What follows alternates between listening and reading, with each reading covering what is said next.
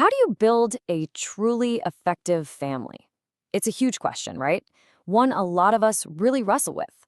Well, today, we're going to dive into some incredibly powerful ideas from Stephen R. Covey that offer a kind of roadmap to a stronger, more meaningful family life.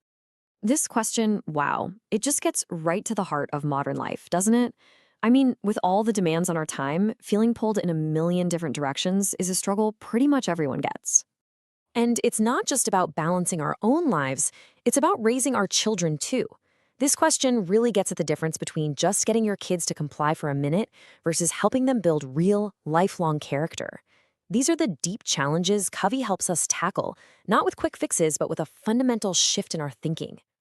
To really get this shift, Covey starts with this powerful metaphor that, well, it might feel a little too real for a lot of us. It's all about the danger of working incredibly hard for all the wrong things. Okay, so just picture it from a second. Imagine you spend your entire life climbing a ladder. All your effort, your focus, your sacrifice, day in and day out, year after year, you're just climbing higher and higher, focused only on that next rung. You finally reach the top, totally exhausted, but feeling triumphant. What a devastating feeling that would be. To achieve so much success, only to find out you've missed the entire point. To succeed at work, but to have failed in the relationships that matter most. So Covey argues that the right wall, the one that gives you that deep, lasting satisfaction, is a beautiful family culture. But how do we do that? How do we make sure our ladder is leaning on that wall from the very beginning? Well, it all starts with understanding our own perspective.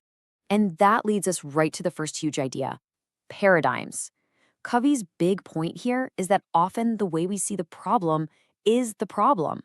Our perspective, our own mental map, really does shape everything. So what is a paradigm? Think of it like a pair of glasses, or, a mental map. We all have one, and it dictates how we interpret everything and everyone around us. But what happens when that map is just wrong? Covey tells the story that illustrates this perfectly. So picture this. It's a quiet Sunday morning on the subway in New York. People are reading, resting. You know the vibe. It's peaceful.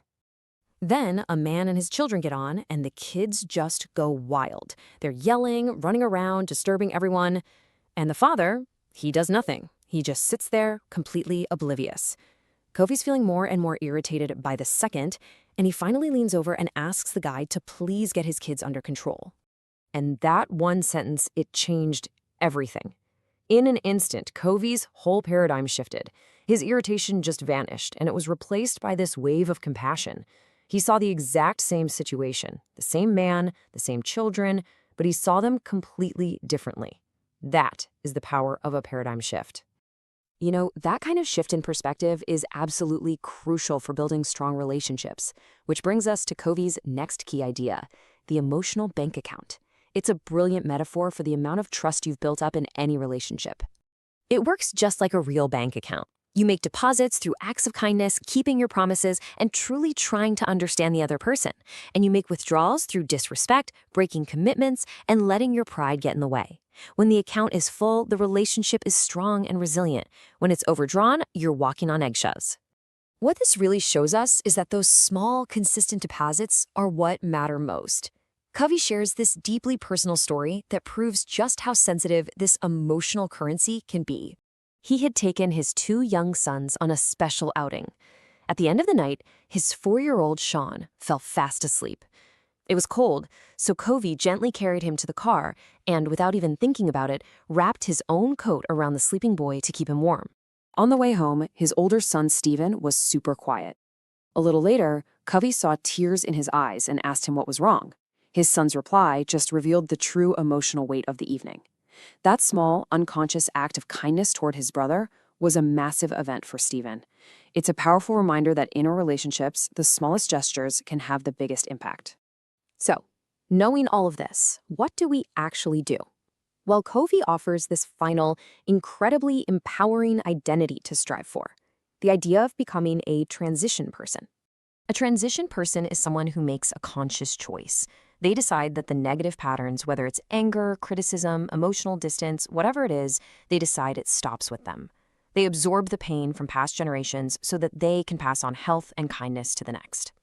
This is such a hopeful concept. It means your past does not have to define your family's future. You have the freedom and the power to choose your response, to break that cycle, and to create a totally new legacy. And really, this is the challenge for each of us. It's not about becoming a perfect parent or spouse overnight. It's about identifying one thing, one pattern, and making the choice to become the transition person who creates a better future for your family.